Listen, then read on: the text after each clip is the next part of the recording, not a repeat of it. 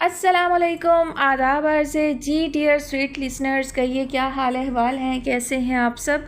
दुआ है, उम्मीद है आप सब खैरियत से होंगे और अल्हम्दुलिल्लाह मैं भी बिल्कुल खैरियत से हूँ और नावल की नेक्स्ट एपिसोड के साथ हाज़िर हूँ। नावल जो है वो काफ़ी दिलचस्प है, काफ़ी जो है वो सनसनी खेज़ी फैली हुई है और सबसे ज़्यादा सनसनी जो है वो रबिया की ज़िंदगी की तरफ से रहती है कि ना जाने उसके साथ अब मज़ीद क्या होने वाला है। और जनाब लीज़ा की जानिब से लगता है कि वो आशिर को जो है वो बेवफ़ाई पर उकसा रही है और वो उससे शायद बेवफ़ाई करवाने में कामयाब भी हो जाए। इतना तवील अरसा उन्हें साथ गुजारना है क्योंकि उसने अपना कॉन्ट्रैक्ट जो है वो मज़ीद 4 साल के लिए कर लिया है और इतना साथ रहेगा तो कहीं ना कहीं कामयाब वो हो जाएगी। कहते हैं ना, पत्थर पर भी कतरा कतरा पानी गिरता रहे तो उसमें भी सुराख हो जाता है और मर्द हजरात का दिल तो वैसे ही नरम होता है। खैर, देखते हैं क्या होता है क्या नहीं। और सबसे बड़ी गलत फहमी तो जो है अरीशा की जानिब है और फराज जो है वो नाइमा समझकर अरीशा से बात करता रहा। अरीशा उसमें इन्वॉल्व हो चुकी है पूरी तरह और जबकि वो जनाब तो नाइमा के पीछे लट्टू हैं। कितना बड़ा ब्लंडर हो गया है और अरीशा के लिए बहुत दुख महसूस हो रहा है क्योंकि वो तो अपनी फीलिंग्स में जो है वो सच्ची है, खरी है और फराज साहब ने बड़े यकीन के साथ में जो है वो कॉल पर रब्ता किया और उसके साथ जो है वो बातचीत करता रहा और उसे भी अंदाज़ा नहीं है। खैर, देखते हैं आगे क्या होता है। बढ़ते हैं कहानी की जानिब। कहानी की फरमाइश हमसे की है रंजना गुप्ता और सैफुल्ला ने। कहानी का नाम है रेखज़ारे तमन्ना, मुसन्निफ़ा है माहा मलिक और आज आप सुनेंगे इसकी किस्त नंबर 15। क्या बात है अरीशा, सच सच बताओ मुझे। माहीन सब काम समेटकर अब बेहद फरागत से उसके सामने यूं आकर बैठी थी कि फ़रार के सभी रास्ते मसदूद थे। अरीशा ने किताब पर से नज़र उठाकर उसे देखा, फिर नज़रें चुराकर लब काटने लगी। माहीन बगौर उसके तासुरात मुलाहिज़ा कर रही थी। आप क्या जानना चाहती हैं? वो धीरे से बोली। तुम्हारे इस बिल्कुल बदले हुए रवैये की वजह, और आज मैं जान कर रहूँगी। देखो अरीशा, गुड़िया गुड्डे से खेलने की उम्र गुजर गई है तुम्हारी। ज़िंदगी को कुछ संजीदगी से लो। अगर तुम्हारे साथ कहीं कुछ गलत हुआ है, कोई ज़्यादती हो गई है हमसे, तो बताओ हमें। तुम्हारे लब आज़ाद हैं, क्यों अपनी गोयाई को कैद किया हुआ है तुमने? क्या बात है अपिया, वो फीकी सी हंसी हंसती। आज तो बहुत फ़लसफ़ियाना गुफ्तगू कर रही हैं आप। इतने दिनों बाद आज आपको ये ख्याल आ गया कि मेरे लब आज़ाद हैं, और लबों के आज़ाद होने से क्या होता है, गोयाई की ताकत होने से क्या होता है? बात तो समाअतों की है अपिया। सुनने वालों ने समाअतों के दर बंद कर रखे हैं तो गोयाई की बेअसर दस्तक उन पर असरअंदाज नहीं हुआ करती। यहाँ सबकी समाअतें पत्थर की हैं। माहीन ने हमदर्दी से उसके हाथ थाम लिए। अरीशा, बहुत डिस्टर्ब लगती हो तुम मुझे। तुम ये बताओ कि मसला क्या है? तुम्हें नाफे पसंद नहीं है या फिर तुम्हें कोई और पसंद है? अरीशा का दिल यकबारगी किसी और ताल पर धड़का था। कोई और जुमले ने अजब तरह से एहसासात को छुआ था। उसकी पलकें लरसने लगीं। बोलो, जवाब दो। मैं तुम्हारा जवाब सुने बगैर यहाँ से उठने वाली नहीं हूँ। अपिया क्यों राख कुरेद रही हैं? वो खुद पर काबू पाते हुए बोली। सब चिंगारियाँ बुझ चुकी हैं। झूठ, गलत, पूरा अलाव रोशन है यहाँ तो। इसकी तपश बाहर वालों तक ना पहुँचे, इस बात का खौफ है हमें। अरीशा, ये ख़ानदान का मामला है और वो ख़ानदान जो बरसों से एक है। तुम्हारी किसी बचकाना हरकत से उसकी बुनियादों को नुकसान पहुँचा तो सारी उम्र पछताओगी तुम भी और हम भी। अभी वक्त है, फ़ैसला हमारे हाथ में है, इसलिए जो कहना है वजाहत से कह दो। सब लोग तुम्हारे इस बर्ताव की वजह जानना चाहते हैं। जब से नाफे से तुम्हारी मंगनी हुई है, तुमने किसी से भी कलाम करना छोड़ा हुआ है। तुम कहीं आना जाना, मिलना जुलना पसंद नहीं करती और अब हाशिम भाई की शादी की तारीख ठहर गई है और तुमने इस मामले में भी रत्ती बराबर दिलचस्पी नहीं ली। ख़ानदान की सभी लड़कियां बहुत शौक़ से अपनी तैयारियां कर रही हैं और तुम दुल्हा की बहन होते हुए भी लाताल्लुकी से कोने में पड़ी हुई हो। आखिर क्यों? अरीशा ने सर झुकाते हुए पेशानी पर हाथ रख लिया। क्या बताती वो किसी को? इस सारे किस्से में बताने वाली आखिर क्या बात थी? बस सिर्फ इतनी सी बात थी कि उसका दिल उसे किसी घड़ी किसी पल चैन ना लेने देता था। उसे आंखें याद आती थीं, उसे बातें याद आती थीं और वो यूं पहलू बदलती थी जैसे किसी अलाव पर बैठी हो। माहीन उसे देखती रही मगर उसकी समझ में कुछ भी ना आया। नाफे से कोई शिकायत है? उसने फिर ज़िद होकर पूछा था। नहीं, वो रुंधे हुए लहजे में बोली। उसमें है क्या अच्छा या बुरा लगने को? ओह, माहीन अचानक ही जैसे किसी नतीजे पर पहुंची थी। अरीशा, हद हो गई बचपने की। वो तासुफ से बोली तो अरीशा ने आंसू भरी नज़रें उठाकर उसे देखा। बस नहीं पसंद मुझे, वो ज़िद से बोली। फिर तोड़ दे मंगनी, माहिन ने ठोस लहजे में पूछा। कुछ ऐसा नामुमकिन तो नहीं, घर ही की बात है। बाद में तुम उसके साथ यही रवैया अपनाए रखोगी तो कुछ ना हो पाएगा। अरीशा लब चबाने लगी। बोलो, जवाब दो, कहती हो तो मैं बड़ों से बात करूं। एकान फुप्पो को बीच में डालकर मैं दादी जान तक बात पहुंचा देती हूँ। अरीशा ने कुछ कहना चाहा लेकिन उसके अल्फाज होंठों पर ही दम तोड़ गए। चश्मे तसव्वुर से उसने एक मजबूत हाथ को अपने सर पर आते और ठहरते देखा था। उस हाथ के दबाव में जो मान था, जो भरोसा और जो एतबार था, अरीशा का रुआ रुआ उसे महसूस कर सकता था। बोलो अरीशा, जवाब दो। माहिन झंझला गई। हाशिम भाई की शादी के बाद मैं इस सबसे बात करती हूँ। तोड़ डालते हैं ये मंगनी जब तुम ही खुश नहीं हो। नहीं अपिया, वो कांपते लबों से बोली। अब कुछ नहीं होगा, मैं खुश हूँ। माहिन ने गहरी सांस भरी और काटदार नज़रों से उसे देखा। फिर अपना रवैया दुरुस्त करो, इंसान बनकर रहो। अब किसी को तुमसे कोई शिकायत नहीं होनी चाहिए। और हाँ, कल हम तुम्हारे लिए कपड़े लेने जा रहे हैं, सब तैयारियां मुकम्मल हैं, एक तुम्हारे ही कपड़ों का काम रहता है। अरीशा चुप रही, उसकी पलकों पर नमी थी। नहा धोकर वो बिस्तर पर बहुत आराम से लेटी हुई थी, लेकिन ज़हन जिस्मानी आराम का असर कबूल करने पर कतन आमादा नहीं था। वो बेहद मुंतशिरुल ख्याली का शिकार हो रही थी। बालों से टपकते पानी से खुनक हुए बिस्तर पर उसने करवट बदली और गीले बालों में उंगलियां फेरने लगी। क्या राज था इस सारे किस्से के पीछे? अनीका का जहन जैसे किसी खुफिया राज तक रसाई हासिल करना चाहता था। उमर से गुफ्तगू ने उसके जहन को बेहद उलझा दिया था। वो कहते हैं कि खाला जानी को बिल्कुल नहीं बताना कि हम बाप बेटा क्या बातें करते हैं। उसके कानों में उमर के कहे हुए अल्फाज गूंजे। और मम्मा को बताने से मना नहीं करते? नहीं, वो तो कहते हैं अपनी मम्मा से मेरी बातें किया करो, उन्हें मम्मा बहुत पसंद है ना। अनीका उठकर बैठ गई। वो सूरत हाल से बहुत कुछ अखज़ करने की कोशिश कर रही थी और फिर नतीजा वाज़े तौर पर समझते हुए खौफज़दा हो रही थी। उसे इब्रार जलानी से अपनी गुफ्तगू याद आई और गुफ्तगू के दौरान महसूस होती इब्रार की बेबुनियाद खुशी भी। कौन है वो खुशकिस्मत? उसका वो मुस्कुराता हुआ सवाल। अनीका बुरी तरह से उलझ कर रह गई। तो क्या अपिया भी शामिल है इस खेल में? अनीका को यकीन न आता था और कोई था जो उसे इस बात का यकीन दिलाने पर मुसलसल इसरार कर रहा था। वो बिस्तर से उतर आई और थके थके अंदाज में कमरे में टहलने लगी। अगर अपिया भी इस खेल में शरीक हैं तो वह बहुत गलत कर रही हैं। एक बार आजमाए हुए शख्स को दोबारा आजमाना सिवाय गलती के और कुछ भी नहीं, और इस मरतबा इस गलती का नतीजा बहुत बुरा हो सकता है। अनीका का दिल बैठने लगा। उसे यह सूरत हाल डिस्कस करने के लिए एक सामे की, एक हमदर्द की ज़रूरत महसूस हो रही थी और उसकी वाहिद सामे शहला थी। वह सीने पर हाथ बांधकर टहलते हुए खुद ही से बातें करती रही। हाशिम भाई जैसा मुखलिस और मोहब्बत करने वाला जीवन साथी फी ज़माना दस्तयाब होना अजीम तरीन खुशकिस्मती के सिवा कुछ नहीं। और फिर जिस तरह के हालात से अपिया गुजरी हैं, उस तरह के हालात के बाद तो ये एक मौजज़ा ही है। खुदा का बेपना करम है शहला आपी के हाल पर। उनकी गलतियों की माफ़ी मिल जाने का इशारा है, वाज़े इशारा। शहला आपी ये इशारा समझकर हाशिम भाई का साथ एक नेमत समझकर अपना रही हैं या फिर उनके कदम एक बार फिर अपने रास्ते से भटक रहे हैं। अनीका की बेचैनी हद से सिवा हो गई तो वो कमरे का दरवाज़ा खोलकर बाहर निकल गई। जाली के सफ़ेद पर्दों को वो खाली और ज़हनी के आलम में घूर रही थी। बेड पर दोनों टांगों को समेटकर बैठी हुई वो न जाने क्या कुछ सोचे जा रही थी।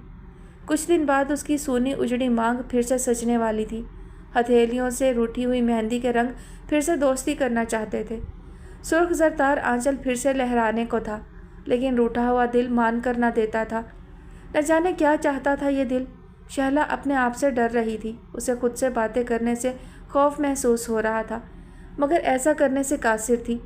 उमर की बातों ने उसके दिल को आँच सी लगा दी थी। न जाने वह ऐसी बातें क्यों कर रहा था। शहला जानते बूझते भी बेनियाज रहने की कोशिश कर रही थी, लेकिन उसकी कोशिश कुछ ऐसी कामयाब ना हो पाती थी। बच्चों का घर वो होता है जो उनके पापा का घर होता है। उन्होंने मेरे लिए बहुत अच्छा घर बनवाया है इस्लामाबाद में। अगर आप मेरे पापा की दुल्हन बन जाएं तो हम तीनों वहाँ रहेंगे, मैं, आप और पापा। कितना मज़ा आएगा ना। शहला ने बेसाख्ता ही दोनों हाथों से अपना गला पकड़ा था। उसे यूँ महसूस हुआ था जैसे कोई दोनों हाथों से उसका गला दबा रहा हो। मोहब्बत की उस तनावर दरख्त को मिलकर सीधा करते हैं शहला। उसके कानों में अबरार जेलानी की आवाज़ गूंजी थी। मेरा एक दोस्त ये कुर्बानी देने को तैयार है। हाँ कह दो शहला, हाँ कह दो। شہلا کے لبوں سے بے اختیار ہی سسکی نکلی تھی۔ وہ تکیا میں منہ چھپا کر اوندھی لیٹ گئی۔ قسمت نہ جانے کیوں ہر موڑ پر آزمانے کھڑی ہو جاتی تھی۔ اس نے مطمئن اور پرسکون رہنے کے لیے ایک راہ پر چلنے کا فیصلہ کیا تھا، لیکن اب لگتا تھا کہ اس نے غلط فیصلہ کیا تھا۔ اس نے راہ نہیں، دو راہ منتخب کر لیا تھا۔ سامنے تو دو رستے کھلے ہوئے تھے پوری وضاحت کے ساتھ۔ دوڑتے دوڑتے وہ حسب معمول رک گیا تھا۔ رافع کافی آگے نکل گیا، پھر وہ بھی رکا اور پلٹ کر واپس آنے لگا۔ ہاشم دونوں ہاتھ سینے پر باندھے اس سفید ماربل سے بنے بنگلے کو دیکھ رہا تھا۔ پام کے خوبصورت پودوں سے سجا ہوا ٹیرس فی الوقت سنسان تھا۔ کاسنی پھولوں سے لدی ہوئی بیل جس کھڑکی تک جا رہی تھی وہ کھڑکی بھی بند تھی۔ اس کے شیشوں کے پیچھے پڑے دبیز پردے نظر آتے تھے۔ رافع اس کے قریب آ کر رکا اور اس کی حد درجہ محویت دیکھ کر مسکرا دیا۔ میاں رانجھے، کیا سوچنے لگتے ہو یہاں تک پہنچ کر تم؟ ہاشم نے رافع کو دیکھا، اس کے لب مسکرانے لگے۔ اب تو خیر سے شاعر ہیں جناب، وہ بولا تھا۔ اب تو میرے جذبات و احساسات تمہیں بغیر میرے کچھ کہے سمجھ لینے چاہیے۔ شاعر تو انسانی احساسات کے سبھی زیر و بم پہچانتا ہے، کیوں؟ رافع نے اس کے کھلتے چہرے، مسکراتے لبوں اور چمکتی ہوئی آنکھوں کو دیکھا اور دل ہی دل میں ان تمام چیزوں کے دائمی ہونے کی دعا مانگی۔ دونوں اب ساتھ ساتھ چلنے لگے تھے۔ یار رافع، ہاشم نے اس کے کندھے پر اپنا بازو رکھ لیا، وہ جو لڑکی ہے تیرے خیال میں، حقیقت میں وہ کہاں ہے؟ کیا مطلب؟ رافع نے گردن موڑ کر اسے دیکھا۔ جو خیال میں ہے وہ خیال میں ہے، حقیقت سے خیال کا واسطہ ہی کیا؟ نہیں یار، اب ایسا بھی نہیں ہے۔ میرا خیال ہے تو نے اسے ہی اپنے خیالوں کا پیکر بنایا ہے۔ لاشعوری طور پر اتنی بڑی حقیقت تیرے سامنے ہے اور پھر بھی تو اس سے انکاری ہے۔ میرا دل نہیں مانتا۔ نہ مانے دل، رافع مسکرایا۔ اسے منانا میری ذمہ داری تو ہے نہیں۔ اور میاں رانجھے، تمہیں یہ گمان کب سے ہوا کہ میں تم سے کچھ چھپاتا ہوں؟ اس کا وجود میرے خیالوں کی اس ماورائی دنیا میں نہیں، یہ ایک بہت بڑی حقیقت ہے۔ ہاشم کو الجھن نے آ گھیرا۔ دونوں اب پارک میں داخل ہو چکے تھے۔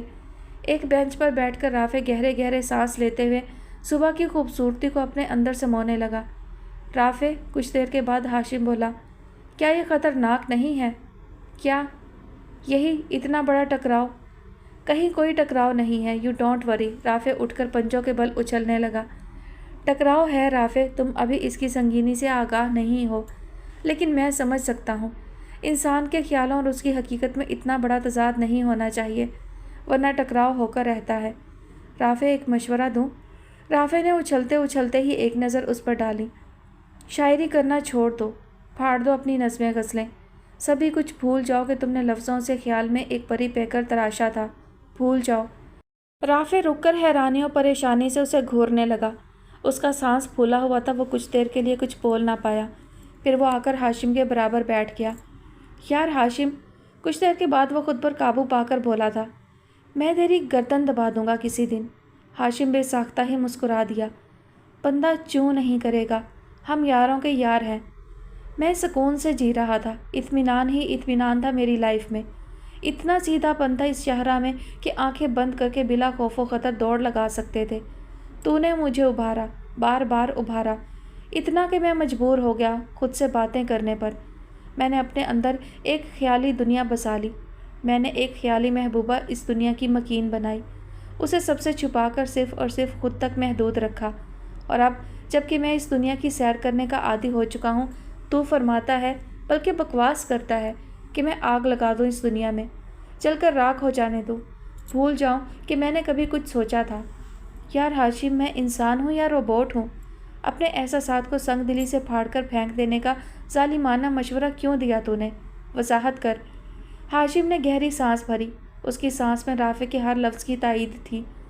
رافع، میں تجھے مشینی خیالات کے حوالے سے چھیڑتا تھا تو مجھے چنداں خبر نہ تھی کہ یہ خیالات تو اس چاند کی طرح ہیں جو بے خبری کے سیاہ بادلوں کے پیچھے سفر کر رہا ہے۔ میں نے اسے انجانے میں ہی بادلوں کو پرے کر دیا رافع، اور اس چاند کی روشنی سے خوفزدہ ہو گیا ہوں۔ یا تو اس روشنی کو اس کے نام کر دو یا پھر بجھا دو، اسے گل کر دو۔ تم سے بہت محبت کرتا ہوں رافع، اسی لیے ایسا کہہ رہا ہوں۔ میں جانتا ہوں تم بری طرح سے پھنس جاؤ گے کسی بھی وقت رافع۔ میں فی الوقت اس کے نام کچھ بھی نہیں کر سکتا ہاشم، مجھ میں یہ خیال ڈیولپ ہی نہیں ہو پاتا، مجبور ہوں۔ آگے کی آگے دیکھی جائے گی، اور خیال تو خیال ہے، اس سے کیا ڈرنا؟ حقیقت کی سبھی ڈوریاں ہمارے ہاتھ میں ہیں۔ ابھی تمہیں اندازہ نہیں ہے کہ جذبے اور خیال حقیقت کو کس طرح بے بس کر ڈالتے ہیں۔ ابھی دیکھی جائے گی۔ وہ شیر جوان کی مانند اٹھ کھڑا ہوا۔ چل دیکھتے ہیں کون اس پیپل کے درخت کو پہلے ہاتھ لگاتا ہے۔ تو جیت جائے گا یار، ہاشم نے جماہی لی۔ میری دراصل نیند پوری نہیں ہوئی رات کو، میں کچھ سست ہو رہا ہوں۔ ابھی سے یہ حال ہے، رافع نے شوخی سے دانت نکالے۔ آگے آگے دیکھیے ہوتا ہے کیا، ہاشم نے بھی خوش دلی سے ٹکڑا لگایا۔ دونوں کے زبردست کہکہے نے پاس بیٹھی چڑیوں کو اڑا دیا تھا۔ ربیہ، ترانہ نے سرگوشی کی تھی، اور وہ تو نہ جانے کتنی راتوں سے جاگی ہوئی تھی۔ رات کی تاریکی پھیلتے ہی اس کا دل جیسے کسی آہنی شکنجے کی گرفت میں آ کر پھڑ پھڑانے لگتا تھا۔ وہ کھلی آنکھوں سے چھت پر گھورتے پنکھے کو دیکھا کرتی۔ بے سوچ خیالی ذہن کے ساتھ وہ دیواروں کے اکھڑے ہوئے پینٹ سے بنے ہوئے نقش و نگار بھول بھلائیوں میں پھرا کرتی۔ کمرے میں سوتے ہوئے نفوس کی سانسوں کے زیر و بم سنتی اور اپنی کھوئی ہوئی نیند کے بارے میں سوچتی کہ کبھی وہ اس کی کتنی اچھی سہیلی تھی۔ ایسے میں ترانہ کی مدھم سرگوشی سے فوراً ہی چونکنا لازم تھا۔ ربیہ نے آنکھیں کھول کر اپنے اوپر جھکے ہوئے سائے کو دیکھا۔ اگر ترانہ نے اسے پکارا نہ ہوتا تو وہ یقیناً ڈر جاتی۔ ربیہ، ترانہ پھر بولی تھی، میں اوپر چھت پر ہوں، تھوڑی دیر بعد اٹھ کر آ جاؤ، کسی کو پتہ نہ چلے۔ ربیہ کو کسی غیر معمولی بات کا احساس ہوا تھا۔ وہ اٹھ بیٹھی۔ چارپائی اس کی غیر متوقع حرکت پر جھنجھلا کر کراہی تھی۔ ربیہ کا دل سہما، پھر وہ آہستہ سے اٹھ کر کھڑی ہو گئی۔ کچھ دیر کھڑی وہ مینا بیگم اور سولت کی سانسوں سے ان کی گہری نیند کا اندازہ لگانے کی کوشش کرتی رہی۔ پھر اس نے قدم باہر کی جانب بڑھا دیے تھے۔ چھت پر سناٹا چھایا ہوا تھا، فضا میں قدرے خنکی کا احساس۔ ربیہ کو نقاہت اور کمزوری کی وجہ سے ٹھنڈ محسوس ہونے لگی۔ اس نے دونوں بازو اپنے گرد لپیٹنے کی کوشش کی۔ ترانہ اس کے قریب کھڑی تھی۔ اس نے ہمدردی سے ربیہ کے شانے پر بازو پھیلایا اور اسے لے کر کونے میں رکھی کرسی کی جانب بڑھ گئی۔ اس نے ربیہ کو کرسی پر بٹھایا اور خود اس کے قریب فرش پر بیٹھ کر اس کے زانوں پر اپنے بازو رکھ لیے۔ کیا بات ہے ترانہ؟ ربیہ نقاہت سے بولی تھی۔ رات کے اس پہر کوئی خاص بات ہے؟ ہاں، ترانہ نے اس کے ہاتھ تھامے، بہت خاص۔ یہاں اس لیے لائی ہوں تمہیں کہ یہ بات ابھی ہمارے فرشتوں کو بھی پتہ نہ چلے تو اچھا ہے۔ ترانہ بہت مدھم آواز میں گفتگو کر رہی تھی۔ ربیہ نے ڈر کر اندھیرے میں اسے غور سے دیکھا۔ جلدی کہو ترانہ، مجھے ڈر لگ رہا ہے۔ بس ربیہ، اب تمہارے سارے ڈر اور خوف ختم ہونے والے ہیں۔ ایک نئی خوبصورت مسکراتی ہوئی زندگی تمہارے تعاقب میں دبے پاؤں چلی آ رہی ہے۔ ترانہ، ربیہ کے لب کانپے، مجھ سے ایسے مذاق مت کرو پلیز۔ اس کی آنکھوں سے آنسو ٹپکے اور ترانہ کے ہاتھوں پر گرے۔ وہ تڑپ اٹھی تھی۔ ربیہ مجھے معاف کر دو۔ میں اپنے خاندان کے لیے بہت خود غرض ہو گئی تھی۔ میں کسی سفاک پجاری کی طرح تمہارا خون بہا کر اس گھر کے لیے عافیت مانگ رہی تھی۔ ربیہ، بہت بڑی زیادتی کرنے چاہ رہی تھی میں تمہارے ساتھ۔ ایسا نہ کہو ترانہ، ربیہ آہستگی سے بولی۔ میں نے تو تم سے کچھ نہیں کہا، کوئی شکایت نہیں کی، پھر تم کیوں ایسا سوچ رہی ہو؟ میں جانتی ہوں ربیہ، تم کتنی صابر، شاکر، معصوم اور نیک فطرت لڑکی ہو، اسی لیے تو میری نیت میں بھی فطور آ رہا تھا۔ لیکن حقیقت یہ ہے کہ یہ گھر اور اس گھر کے مکین اس لائق ہی نہیں ہے کہ تمہاری جیسی بے غرض اور بے لوث لڑکی اپنی خوشیوں کی قربانی دے۔ ربیہ خاموش رہی۔ مجھے معاف کر دینا ربیہ، لیکن تم سے پوچھے بغیر ہی میں تمہارے مستقبل کے بارے میں ایک فیصلہ کر بیٹھی ہوں۔ ترانہ قدرے شرمندگی سے بولی۔ میں تو یہ فیصلہ کب کا قبول کر چکی ہوں ترانہ۔ ربیہ نے گہری سانس بھری۔ تم اب اس بات کا ذکر کیوں کر رہی ہو؟ ترانہ نے سر اٹھا کر محبت سے اس کا چہرہ دیکھا۔ نہیں ربیہ، میں کسی اور فیصلے کی بات کر رہی ہوں۔ اور فیصلہ وہ کیا ہے؟ ربیہ، کل رات کو اسی وقت ہم لوگ خاموشی سے اس گھر سے نکلیں گے۔ ترانہ مدھم آواز میں بولنے لگی۔ ہم لوگ ہوٹل جائیں گے، وہاں عباد ہمارا منتظر ہوگا۔ ربیہ حیرت سے بت بنی اس کی بات سن رہی تھی۔ ربیہ، ہوٹل میں باری اور باری کے ایک دوست کے سامنے عباد سے تمہارا نکاح پڑھوایا جائے گا، پھر 1 گھنٹے بعد تم دونوں ٹرین میں بیٹھ کر کراچی چلے جاؤ گے، ہمیشہ کے لیے۔ ترانہ، ربیہ بمشکل بول پائی تھی۔ تم پاگل ہو گئی ہو کیا؟ نہیں ربیہ، میں اب مکمل ہوش و حواس میں آ چکی ہوں۔ ہاں، شاید پچھلے کچھ دنوں میں پاگل ہو گئی تھی۔ ترانہ سکون سے بولی۔ جانتی ہو تم کیا کہہ رہی ہو، کیا کرنے جا رہی ہو؟ تم اس گھر کا ایک فرد ہو ترانہ، تمہارا ہر قدم اس کی بہتری اور بھلائی کے لیے اٹھنا چاہیے، اور تم یہاں آگ لگا دینے والا کام کرنا چاہتی ہو۔ ربیہ جذباتی ہو گئی۔ ترانہ نے ایک گہری سانس بھری تھی۔ ہاں ربیہ، تم ٹھیک کہتی ہو۔ کچھ دن پہلے تک میں یہی سوچ رہی تھی کہ میرا ہر قدم، ہر عمل صرف اپنے گھر کی بہتری اور بھلائی کے لیے ہی ہونا چاہیے، لیکن اب میں جان چکی ہوں کہ صرف اپنے گھر کے متعلق سوچنے والے خود غرض ہوتے ہیں۔ اپنے گھر کی خوشی کے لیے کسی معصوم کی زندگی جھونک دینا سخت ترین خود غرضی کے سوا کچھ نہیں ہے۔ میں خود غرض بن کر جینے کے لیے تیار نہیں ہوں، اور میں ایسا کچھ بھی کرنے پر تیار نہیں ہوں ترانہ، ربیہ آہستگی سے بولی۔ مجھے تمہارا یہ فیصلہ منظور نہیں ہے، میں ایسا نہیں کر سکتی۔ ربیہ، ترانہ نے اسے جھنجھوڑ ڈالا۔ تم پاگل مت بنو۔ اس گھر میں کوئی تمہارا ایسا خیر خواہ نہیں ہے جو تمہارے اس احسار اور خلوص کے بدلے تمہیں کبھی چاہت اور محبت کا ایک لفظ بھی خیرات میں دے۔ مجھ سے پوچھو، مجھ سے۔ میں نے اس گھر کی بنیادوں کو اپنا خونِ جگر دیا ہے، اور اگر آج میری طرف سے رتی برابر بھی کوتاہی ہو جائے تو یہ لوگ میرا خون پینے پر آمادہ ہو جائیں گے۔ میں اپنے خونی رشتوں کو بخوبی جانتی ہوں۔ جو بھی ہے ترانہ، اب یہی میرا مقدر ہے، ربیہ آنسو پی کر بولی۔ ان باتوں پر سوچنے اور بولنے کا وقت گزر چکا ہے، اب تو فیصلے پر عمل درآمد ہونا باقی ہے، سو ہو جانے دو۔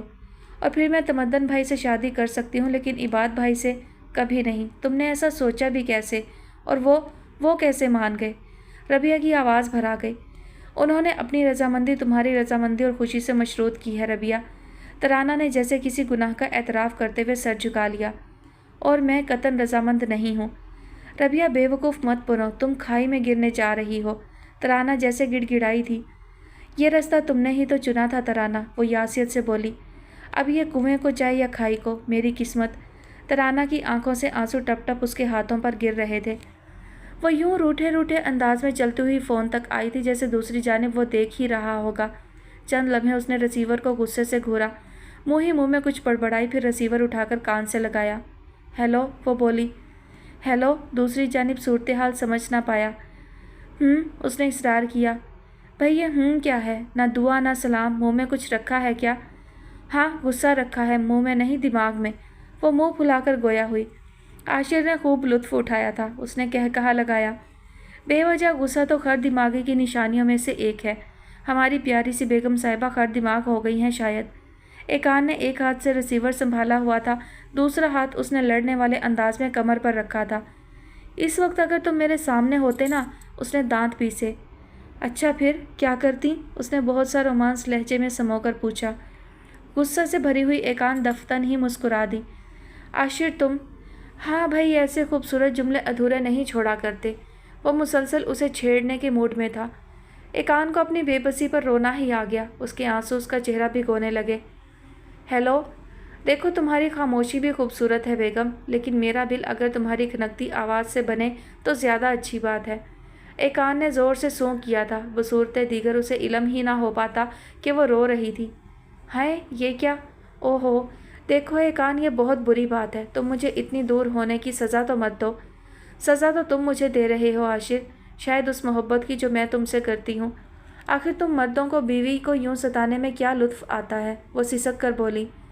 ہاں یار، مزہ تو خیر آتا ہے، لیکن آنسوؤں کا سارا لطف تو قرب میں ہے۔ انہیں اپنے ہاتھ سے نہ صاف کرو تو تشنگی نہیں جاتی، اس لیے تم ان آنسوؤں کو میرے آنے تک سنبھال کر رکھو۔ فون پر تو بس تم ہنستی ہوئی اچھی لگتی ہو۔ اتنے دنوں سے فون کیوں نہیں کیا تم نے؟ وہ پھٹ پڑی۔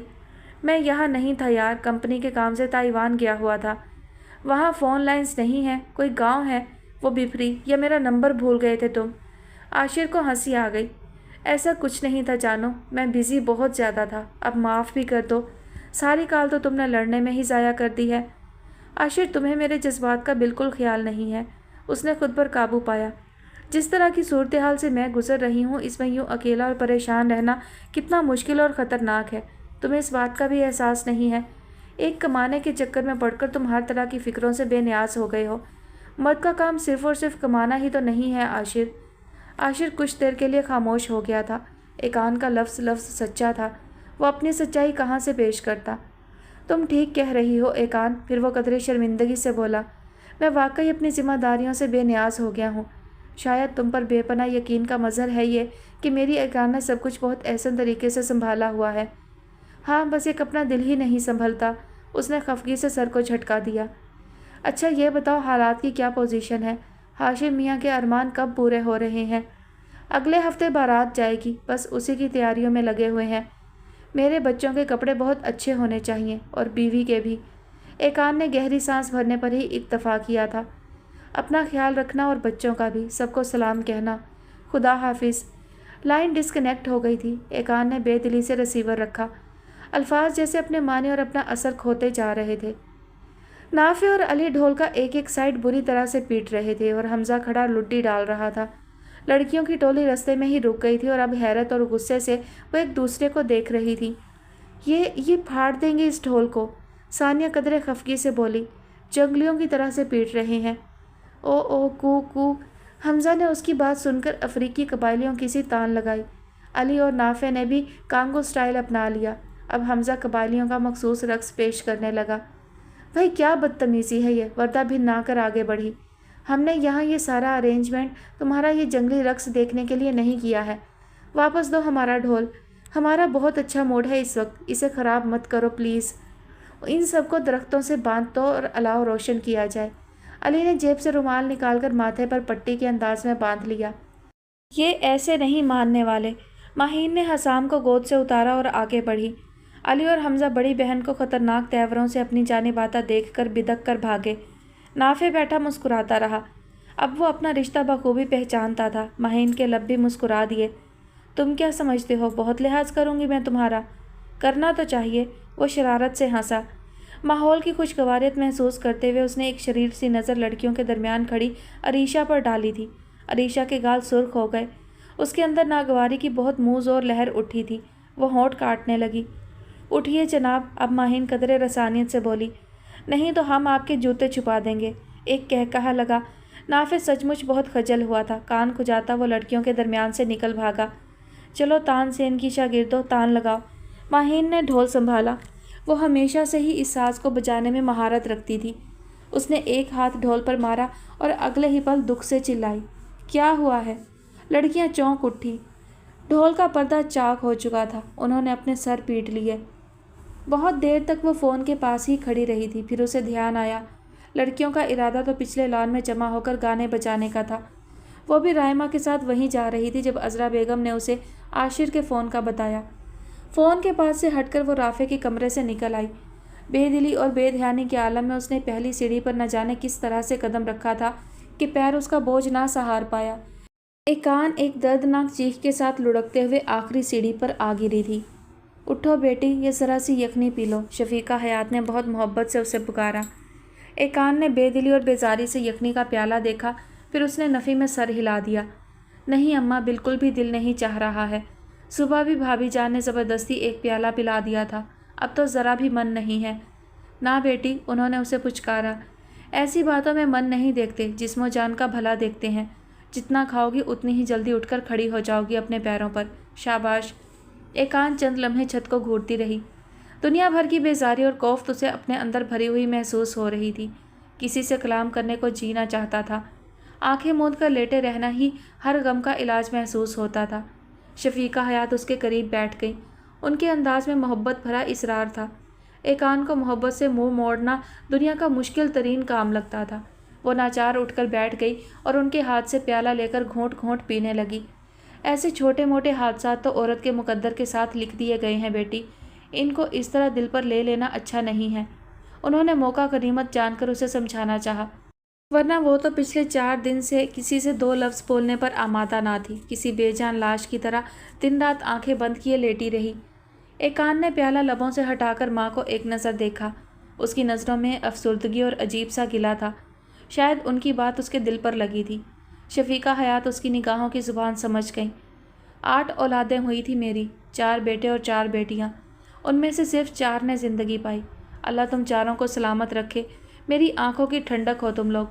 لیکن جو 4 نہ رہے ان کا دکھ آج تک سینے میں سلگتا محسوس ہوتا ہے۔ انہوں نے ٹھنڈی سانس بھری۔ اس زمانے میں نہ تو پیدائشی ٹیکوں کا طریقہ بچاؤ تھا، نہ ہی دوسرے جدید علاج نکلے تھے بیماریوں کے۔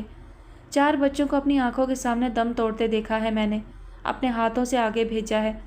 بتاؤ بیٹی، ہم بھی تو جیتے ہیں، ہنستے ہیں، کلام کرتے ہیں، تم لوگوں کی خوشیوں اور تندرستی کے لیے دعا کرتے ہیں۔ تم اس حادثے کو جی کا روگ بنائے بیٹھی ہو۔ بچے تمہارے ارد گرد پھر پھر کر مایوس ہو کر کمرے سے نکل جاتے ہیں۔ کچھ ان کا خیال کرو، انہیں پیار دو، تسلی دو۔ عجیب ہونک سے پھرتے ہیں دونوں۔ ایقان کو ماں کی باتوں سے تسلی ملی، اس کے دل کو قرار سا آیا۔ کہاں ہے ایمان، کس کے ساتھ ہے، اور مومن کیا کر رہا ہے؟ اس نے بے چین سے ہو کر پوچھا تھا۔ شفیقہ حیات مسکرا دی۔ ایمان کو وردہ اپنے ساتھ لے گئی ہے اور مومن کو شہلا ساتھ لے گئی تھی صبح، جب سے وہی ہے۔ اس کا فون آیا تھا، کہہ رہی تھی کھانا کھا کر عمر کے ساتھ ہی سو گیا ہے۔ ایقان کے لبوں پر بجھی بجھی سی مسکراہٹ در آئی۔ اس نے یخنی کا پیالہ سائڈ ٹیبل پر رکھ دیا۔ کیا سوچتی ہوگی شہلا بھی، اور بیچارہ ہاشم کس قدر خوش تھا اپنی برات کے تصور سے۔ میں نے اس کے ارمانوں کو مزید انتظار کی سزا سنا دی۔ اے لو، اچھی کہی۔ انہوں نے برا مان کر اسے دیکھا۔ بیٹی لکھے پر کس کا زور، جس وقت ملنا لکھ دیا گیا ہے اسی وقت ملیں گے، نہ گھڑی بھر آگے نہ گھڑی بھر پیچھے۔ تم سے بھلا کسی کو کیا شکایت ہوگی؟ تم تو خود اس وقت سب کی توجہ اور ہمدردی کے لائق ہو۔ لا حول ولا قوت، یہ کیا کچھ خرافات سوچتی رہتی ہو تم؟ ہفتہ بھر بعد برات چلی جائے گی۔ ہمارے ہاں سچ شکر کے شبھ گھڑیوں کا فضول چکر نہیں ہوتا۔ وہ اٹھ کھڑی ہوئیں۔ اسی لمحے عذرا بیگم جوس کا گلاس لے کر اندر داخل ہوئی تھی۔ ایقان کے لبوں پر نہ چاہتے ہوئے بھی اداس سی مسکراہٹ دوڑ گئی۔ لیجیے، اگلی شفٹ تیار ہے، وہ بولی۔ شفیقہ حیات بھی مسکرا دی تھی۔ بیچاری ایقان، منیزہ بیگم تعصب سے شہلا کے کپڑے اٹیچی کیس میں رکھتے ہوئے بولی تھی۔ کس قدر خوشی خوشی شادی کی تیاریوں میں حصہ لے رہی تھی، اور ناگہانی حادثہ پیش آ گیا۔ بس امی جی، انیکا نے گہری سوچ کے اثر سے نکل کر سانس بھری۔ میرا دل تو لمحہ بھر کے لیے جیسے کسی نے مٹھی میں دبوچ لیا تھا۔ سمجھ میں ہی نہ آیا کہ اچانک ہوا کیا ہے۔ جس تاریخ کا اتنے دن سے شدت سے انتظار تھا وہ 3 روز بعد ہے، لیکن اب… دل برا نہ کرو، منیزہ بیگم نے اس کے شانے پر ہاتھ رکھا۔ انہوں نے زیادہ دن آگے نہیں بڑھائے، صرف ہفتہ بھر کی مہلت مانگی ہے۔ ایقان صحت یاب ہو جائے، ہنسی خوشی شادی میں شریک ہو تو ہمیں بھی خوشی ہوگی۔ پھر وہ کچھ سوچنے لگی تھی۔ شہلا کی زندگی میں پھر سے بہار لوٹ آئے، اس کے لیے اس کی مخلصانہ کوششوں کا بہت ہاتھ ہے۔ ہمیں اس کا احسان مند ہونا چاہیے۔ اس کے بغیر خوشی منانے کو تو میرا دل بھی حامی نہ بھرتا، اور شہلا وہ کہاں مانتی۔ 3 دن بعد نہ سہی، 10 دن بعد سہی۔ انیکا نے نظروں کا زاویہ بدل کر انہیں دیکھا اور دھیرے سے مسکرا دی۔ کہتی تو آپ ٹھیک ہی ہیں، ایقان آپی کا بہت ہاتھ ہے یہ رشتہ یوں آسانی سے طے ہو جانے میں، اور ان کے بغیر تو شادی میں بالکل بھی مزہ نہ آتا۔ یہ شہلا کہاں ہے؟ منیزہ بیگم نے متلاشی نظروں سے ارد گرد دیکھتے ہوئے پوچھا۔ صبح سے کمرے سے ہی نہیں نکلی۔ بیٹھی ہوں گی اداس، شاعری کی کوئی کتاب کھولے۔ عجیب ہی مخلوق ہیں قسم سے۔ میری شادی اتنی قریب ہو تو میں صرف شادی کے گانوں کی کتاب پڑھوں اور اچھے اچھے گانے سلیکٹ کروں۔ انہیں تو کوئی دلچسپی ہی نہیں ہے۔ میں نے اتنا اچھا اپٹن لا کر دیا تو بولی مجھے اس کی خوشبو سے سخت الرجی ہے۔ مہندی کے ڈیزائن دکھائے تو بولی کوئی بھی ہلکا سا ڈیزائن ہو، زیادہ بیل بوٹے نہ ہو۔ ان کا بس چلے تو سفید رنگ کا ویڈنگ ڈریس پہن کر بیٹھ جائیں اپنی شادی والے دن۔ کہہ دیں گی کیا فرق پڑتا ہے۔ آج کل تو اس جملے کی رٹ لگائی ہوئی ہے انہوں نے، انیکا جل کر کہہ رہی تھی۔ منیزہ بیگم مسکراہٹ لبوں پر سجائے اسے دیکھتی رہیں۔ ہاں تو دلہنیں پہنتی ہی ہیں سفید لباس بھی۔ پھر وہ بولی تھی مجھے تو خود بہت پسند ہے سفید لباس۔ ہائے، انیکا نے تعجب سے ان کی صورت دیکھی۔ کمال ہے امی۔ اچھا آپ نے کون سے رنگ کا لباس پہنا تھا اپنی شادی میں؟ منیزہ بیگم دھیمے سے مسکرا دی۔ سفید، وہ آہستہ سے بولی۔ انیکا حیران ہو کر ان کی صورت دیکھتی رہ گئی۔ اس نے ساتھ ساتھ لیٹے ہوئے عمر اور مومن کو دیکھا اور پھر مسکرا دی۔ وہ نہا کر واش روم سے نکلی تھی۔ گیلے بالوں میں تولیہ رگڑتے ہوئے وہ کھڑکی تک چلی آئی اور پردہ ہٹا کر سلائڈنگ ڈور کھسکا دیا۔ باہر منظر خوشگوار تھا۔ آسمان پر بادلوں کے سرمئی ٹکڑے چہل قدمی کر رہے تھے۔ کہیں چھپے ہوئے سورج کی کرنیں ان کے کناروں کو روپہلی بیل لگا رہی تھی۔ ہوا میں نامعلوم سی خوشبو تھی۔ شہلا کی خوبصورت سیاہ آنکھیں بادلوں سے پرے دیکھنے کی جستجو کر رہی تھی۔ پاس رکھے موبائل کی بیپ بجنے لگی تھی۔ اس نے ہاتھ بڑھا کر موبائل اٹھا کر کان سے لگایا۔ ہیلو ہیلو شہلا، دوسری جانب موڈ خوشگوار تھا۔ شہلا کا سانس لمحہ بھر کے لیے اس کے سینے میں مکید ہوا، پھر پھڑ پھڑا کر نکلا۔ اس سے کچھ بھی نہ بولا جا سکا۔ شہلا، ابرار بات کر رہا ہوں۔ یہ نمبر، وہ ہکلائی۔ عمر نے بتایا تھا، وہ ہلکے پھلکے انداز میں بولا۔ لیکن آپ کو اس طرح سے مجھے فون نہیں کرنا چاہیے، وہ خود پر قابو پاتے ہوئے خفگی سے بولی۔ وہ کچھ دیر کے لیے خاموش ہوا۔ تمہیں برا لگا؟ وہ کچھ دیر بولا۔ شہلا اس غیر متوقع سوال پر جھنجھلا سی گئی۔ بات اچھا یا برا لگنے کی نہیں ہے ابرار، ہمارے بیچ کوئی رشتہ کوئی تعلق نہیں ہے۔ اس نے گہری سانس بھری۔ شہلا، بہت سے لوگوں سے ہمارا کوئی رشتہ کوئی تعلق نہیں ہوتا، پھر بھی ہم ان سے ملتے ہیں، بات کرتے ہیں۔ ابرار تعلق بن کر ٹوٹ جائیں، ان میں اتنی گنجائش نہیں ہوتی۔ गुंजाइश निकाली जा सकती है शहला, वो कतरे लजाजत से बोला। इतनी संगदिल क्यों बन रही हो? अबरार प्लीज़। अंदर कदम रखती अनीका ठिठक कर रुकी थी। दरवाजे की जानिब शहला की पुश्त थी। अनीका बिजली किसी सरत से एक तरफ हो गई।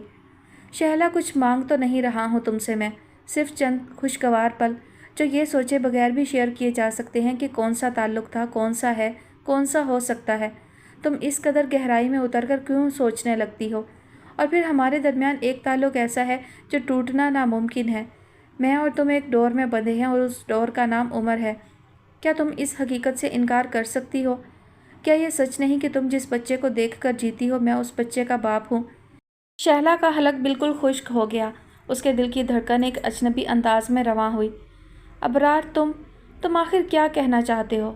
क्या चाहते हो तुम? शहला, मैं तो सिर्फ तुम्हें नई ज़िंदगी की इब्तदा की मुबारकबाद देना चाहता हूँ। वो फ़ौरन ही बोला। 3 दिन बाद तुम किसी खुशकिस्मत के दरो दीवार से जाने जा रही हो। मैंने सोचा तुम्हें विश करूं। 3 दिन बाद नहीं, वो आहिस्तगी से बोली। एक मसले की वजह से ये शादी 1 हफ्ते के लिए मुलतवी हो गई है। अच्छा, वो गोया मुस्कुराया था।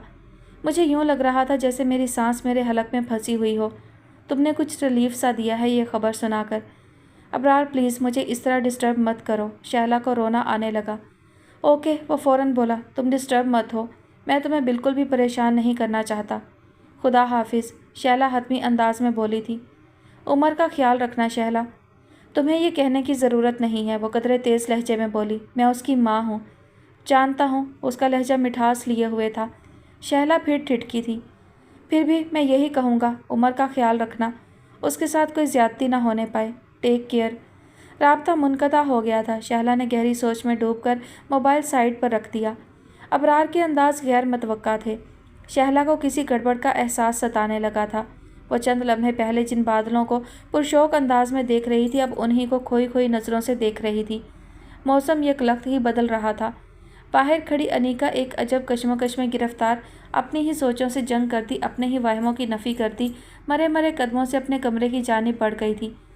मौसम अब्र आलूद था। रबिया धीरे धीरे कदम बढ़ाती चली जा रही थी। उसे अंदाज़ा ना था कि अचानक ही माहौल में इस कदर तब्दीली आ जाएगी। वही बादल जो कुछ देर कबल खुशगवार सुरमई रंगत लिए हुए थे, यकायक काले स्याह हो गए।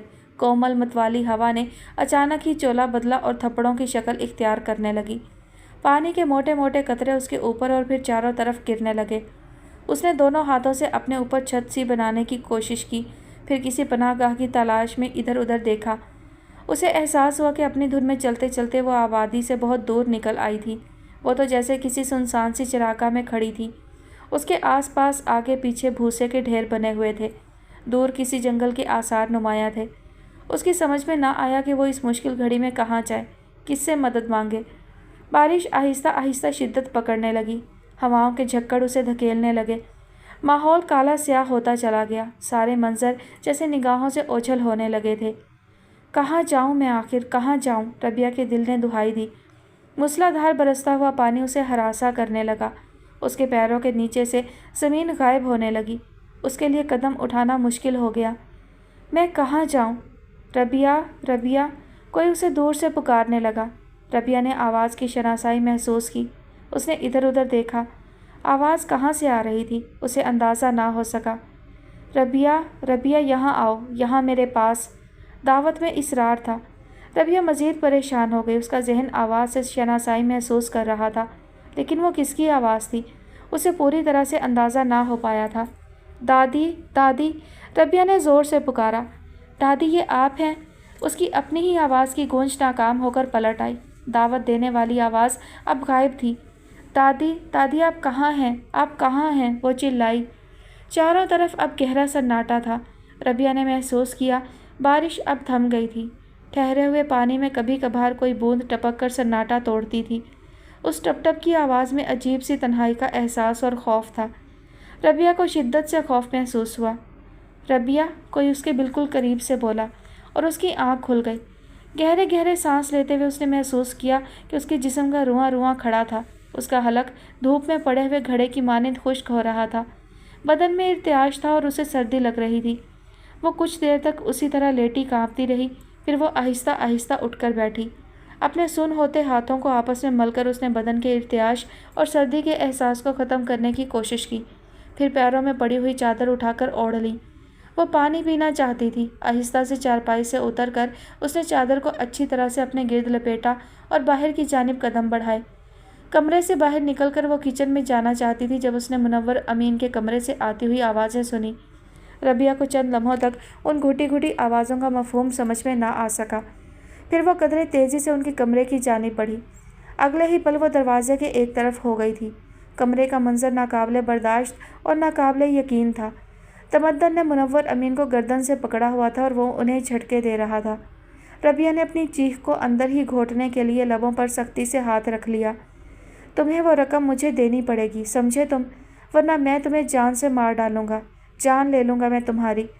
तमद्दन बहुत दबी दबी लेकिन निहायत दुरुस्त आवाज़ में बोल रहा था। फिर उसने उन्हें छोड़ दिया। वो खांसने और हाँफने लगे थे। रबिया ने खौफजदा नज़रों से ज़रा की ज़रा अंदर झांका। वो सहम कर रह गई थी। 60 वाट के बल्ब की जर्द सी रोशनी में तमद्दन किसी दीवाने से कम नहीं लग रहा था। उसके बाल बिखरे हुए थे, आंखें चढ़ी हुई और सुर्ख थीं, लबों से गोया झाग सा निकल रहा था। बदबख्त, कमीने, नाफरमान। मुनव्वर अमीन ने बमुश्किल खुद पर काबू पाया। तू क्या समझता है मेरी जान लेकर तू वो रकम पा लेगा? कभी नहीं मुर्दार, कभी नहीं। ले ले तू मेरी जान, मारते मुझे, मैं देखता हूँ क्या मिलेगा तुझे। चिड़िया की बीट भी मिल जाए तो कहना ना खल्फ, खुदा समझेगा तुझसे, कीड़े खाएंगे तेरा जिस्म। हाँ, तमद्दन ने सर झटका। तुम अपनी फ़िक्र करो बुढ़े, मैं जैसे जानता नहीं तुम्हारी पारसाई को। तुम्हारी कब्र में क्या कुछ तुम्हारा इंतज़ार कर रहा है। वो अपनी छड़ी ढूंढने लगा था। रबिया ने खुद पर काबू पाने की कोशिश की और वापस जाने के लिए मुड़ी। उसकी चीख बस निकलते निकलते रह गई थी। उसके पीछे तराना खड़ी थी। तराना, तराना, मैं यहाँ नहीं रह सकती, वो कांपते हुए बोल रही थी। उसे जैसे बुखार चढ़ने को था। तराना ने मुतासफ नज़रों से उसे देखा, फिर उसने अपनी शाल उतारकर उसे पहना दी। वो दोनों छत पर बैठी हुई थीं। 4 बजे का अमल था। उफ़क़ पर अब पौ फटने के आसार नुमायाँ हो चले थे। बादे नसीम रुक रुक कर चल रही थी। मैंने तुमसे कहा था ना रबिया, लेकिन तुम नहीं मानी, तराना बोली। जानती थी, मैं बहुत अच्छी तरह से जानती थी कि तुम्हारा नाजुक दिल इन हालात को बर्दाश्त करने के लिए नहीं बना है। मर जाओगी तुम यहाँ। कितना समझाया मैंने तुम्हें, लेकिन तुम नहीं मानी। प्लीज़ प्लीज़ तराना, वो मल्तजी अंदाज में बोली। मैंने इस वक्त जो कुछ देखा है उसके बाद मैं अगर यहाँ रही तो या तो मर जाऊँगी या फिर पागल हो जाऊँगी। मुझे यहाँ से भेज दो, कहीं दूर भेज दो। तराना अपने लब काटते हुए कुछ सोचने लगी थी। उसकी बहन की शादी थी। फिर वो बोली, हो सकता है वो कराची चला गया हो। फिर तो क्या कर पाऊँगी मैं तुम्हारे लिए। ये लोग ज़बरदस्ती तुम्हारा निकाह पढ़वा देंगे। अगर। रबिया की नज़रों में तमद्दन का वहशतनाक चेहरा घूम गया। वो थर थर काँपने लगी। तराना ने उसे खुद से लिपटा लिया। रबिया सिसकने लगी थी। मत रो रबिया, जब तक मैं तुम्हारे साथ हूँ, मत रो। तराना ने उसे थपका। रबिया ने बच्चों की तरह सर उठाकर उसे देखा। तराना, वो यहीं होंगे, मैं जानती हूँ। इबाद भाई मुझे मुश्किल में छोड़कर नहीं जा सकते। तुम ठीक कह रही हो, तराना बोली। वो तुम्हारे लिए बेहद फ़िक्रमंद था। कुछ करना चाहता है वो तुम्हारे लिए। तराना, तुम मेरे लिए जो भी बेहतर समझती हो वो करो। रबिया ने गोया हार मानकर कहा था। इतना तय है कि मैं तमद्दन भाई के साथ ज़िंदगी गुजारने का अब सोच भी नहीं सकती। मैं क्या जानती थी तराना कि वो इस कदर। रबिया अपनी बात मुकम्मल ना कर सकी। आंसुओं से उसका गला रुंध गया। तराना किसी सोच में गुम थी। फिर उसने सर उठाया। अगर वो यहीं लाहौर में है तो तुम आज रात उसके साथ चली जाओगी। अपना सामान इस तरह से समेटना कि किसी को रत्ती बराबर भी शक ना होने पाए। ख़ास तौर पर सोलत से मोहतात रहना, वो 1 नंबर की जासूस है। रबिया ने जल्दी से सर हिलाया था। अस्सलामुअलैकुम, दोनों ने एक साथ कहते हुए कमरे में कदम रखा। एकान ने आंखों पर से बाजू हटाया और कसलमंदी से उठकर बैठ गई। अभी अभी उसकी आंख लगी थी। उसका उठने को दिल नहीं चाह रहा था। फिर भी इखलाकी तकाज़े निभाने की खातिर वो उठ बैठी। वो दोनों उसके सामने पड़ी कुर्सियों पर आ बैठे थे। कैसी हैं पुप्पो अब आप? राफ़े उसके पास पड़े हुए अंगूर खाने लगा। ठीक हूँ। एकान ने एक शर्मिंदा शर्मिंदा सी नज़र हाशिम पर डाली। बहुत हमदर्दी और अपनायत से मुस्कुरा रहा था वो। एकान ने आंखों में भर आने वाले पानी पर काबू पाया और पलकें झपकने लगी। भाई पुप्पो, ये बहाने नहीं चलने वाले, हाशिम बोला। आपने तो घर में वीरानी फैला दी। अटवाटी खटवाटी वो क्या होता है यार, वो लेकर पड़ गई हैं। उठें भाई, दुल्हा की पुप्पो हैं खैर से। कोई ढोल ताशे, कोई गाने शाने यार। एकांत चंद लम्हों के लिए सब कुछ भूल भाल कर मुस्कुराने लगी। हाँ फुप्पो, वो कौन सा गाना था जो आप सिलाई मशीन का डब्बा बजाकर गाया करती थी अपनी गुड़िया की शादी में? राफे ज़हन पर जोर देने लगा। मैं लिख लिख भेजूं बताशे में। हाशिम को टुकड़ा याद आ गया। अल्लाह हटो भी। एकान को बेहद शर्म आई। कौन कौन सी बातें याद कर रहे हो बेवकूफ़ो? हाँ हाँ, क्या था वो? मैं लिख लिख भेजूं बोतल में, सैया आओगे कौन से होटल में। राफे को पूरा मिसरा याद आ गया। फिर दोनों ने एक दूसरे के हाथ पर हाथ मारकर बुलंद आहंग कहकहा लगाया। फुप्पो, ये गाना तो ज़रूर सुनना है आपसे। आखिर आपकी अजीज़ जान सहेली की शादी है। हाशिम खुश दिली से मुस्कुराते हुए बोला था। अबे रांझे, राफे ने उसे छेड़ा। तू अजीज़ जान भतीजा भी कह सकता था, लेकिन वो क्या कहा है शायर ने, बात कोई हो तेरा जिक्र छेड़ देते हैं। हाशिम के चेहरे पर लम्हा भर के लिए कई रंग बिखरे। एकान अब दिलचस्पी और शौक से उनकी बातें सुनते हुए मुस्कुरा रही थी। हर बात में फुप्पो की सहेली का जिक्र निकाल लेता है। अरे यार, हुक्म ज़ुबाबंदी की इस कदर तवील सज़ा भुगताई है, उसी का रद्द अमल है ये। हाशिम ने बात का असर कम करने की कोशिश की। अंदर इतना स्टॉक जमा है, वक्तन फ़वक्तन निकलता ही रहता है। एकांत चंद लम्हे मोहब्बत से उसका चेहरा देखती रही, फिर उसने गहरी सांस भरी थी। तुम भी सोचते होगे हाशिम, अच्छी भली तयशुदा तकरीब मेरी वजह से। ओफ़ो यार फुप्पो, उसने फ़ौरन ही उसकी बात काटी। आप समझती हैं हम में से कोई भी ऐसा सोच सकता है? आप हमारी हैं, हम में से हैं। कह रहा हूँ किसी बात क्यों की आपने? हमारे दुख सुख, खुशी गम, तकलीफ़ राहत सब मुश्तरका है यार। और फिर खुशी को तो हम अपनी मुट्ठी में कैद कर चुके हैं। अब ये भागने वाली नहीं है, आप बेफिक्र रहिए और झटपट भली चंगी होकर ढोल संभालें। वो गाना हमने ज़रूर ही सुनना है। राफे ने मज़े से फरमाइश दागी। कोई नहीं सुनना गाना वाना। एकान ने साफ इनकार किया। मैं हरगिज़ इतने पुराने गाने नहीं गाऊंगी। लोग क्या सोचेंगे, ये इतनी पुरानी खातून है। हाशिम और राफे ने एक मरतबा फिर कहकहा लगाया। इस मरतबा एकान भी उनके साथ शरीक हो गई थी। ताई अम्मी, अंदर आ सकता हूँ? वो पुरशौक अंदाज में अंदर झांकते हुए पूछ रहा था। जेवरात की जांच पड़ताल करती हुई फिरदौस बेगम यकलख्त ही बौखला उठी। हाय, कौन? नाफे? अरे आओ बच्चे आओ। यूँ गैरों की तरह बाहर खड़े होकर पूछते हैं कि हमें ही शर्म आ जाती है। उन्होंने एक बड़ी बड़ी झुमकियों को डब्बे में वापस ठूंसने की कोशिश की। नाफे खुश दिली से मुस्कुराते हुए अंदर चला आया। उसके हाथ में एक पैक किया हुआ डब्बा था। ये क्या उठा लाए? उन्होंने चश्मे की कमानी संभालते हुए उसके हाथ में थामा हुआ डब्बा बगौर देखा। नाफे ने कदरे झींपते हुए डब्बा दूसरे हाथ में मुंतकिल किया। आप क्या कर रही हैं ताई अम्मी? उसने बात बदलने की कोशिश की जो कामयाब हुई। अरे बच्चे, क्या कहूँ तुमसे, 10,000 झंझट चिमटे हुए हैं जान को। मेरी लड़कियां तो किसी काम की नहीं है। अब यही देखो, कुछ पुराना जेवर भी बरी में रखने का सोच रहे थे। उसी का मीना और नगीने देख रही थी। माहीन बेचारी तो जोड़े टाँक रही है। अरीशा को अपनी असली ढिठाई से फुर्सत नहीं। वो तेरा कहा लड़की से कि मेरी नज़र अब काम नहीं करती, ज़रा इन झुमकियों और गुलूबंद के नगीने चेक कर ले। मजाल है जो सुने किसी की बात। वो कतरे गुस्से और झंझलाहट का शिकार थी। सो उन्होंने नाफे के सामने भी अरीशा की पर्देदारी की ज़रूरत महसूस ना की। लाइए मुझे दे, मैं चेक करता हूँ, उसने मुखलिसाना पेशकश की। अच्छा, तुम कर लोगे? हाँ, कर तो सकते हो। उन्होंने फिर डब्बा खोला। ए लो, ये देखो, 3 रंगों के नगीने हैं इन झुमकियों में, ज़रा देखो तो पूरे हैं। नाफे झुमकियों को बगौर देखने लगा। नहीं ताई अम्मी। फिर वो बोला, कई खाने खाली पड़े हैं, नए नगीने लगवाने होंगे। अच्छा, उन्होंने सोचा। फिर तुम ही ये सेट सुनार के हवाले कराओ, उससे कहना कल परसों तक तैयार कर दे, पॉलिश वगैरह भी कर दे। वो झुमकियाँ और ग्लूबंद डब्बे में रखने लगी। ताई अम्मी, मैं ज़रा अरीशा से मिल लूँ?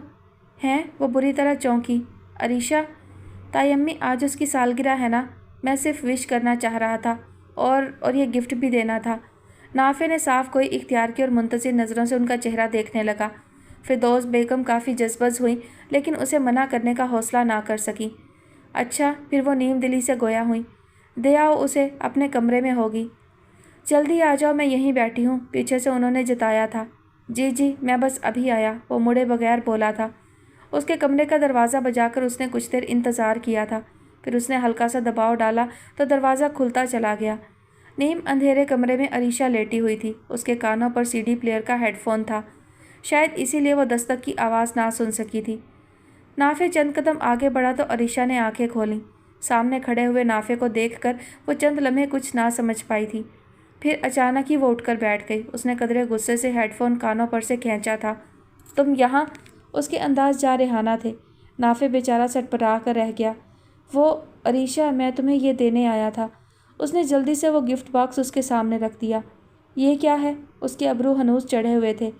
ये तुम्हारे लिए गिफ्ट है, वो जैसे शर्मिंदगी से बोला था। गिफ्ट? हाँ, आज तुम्हारी सालगिरह है इसलिए।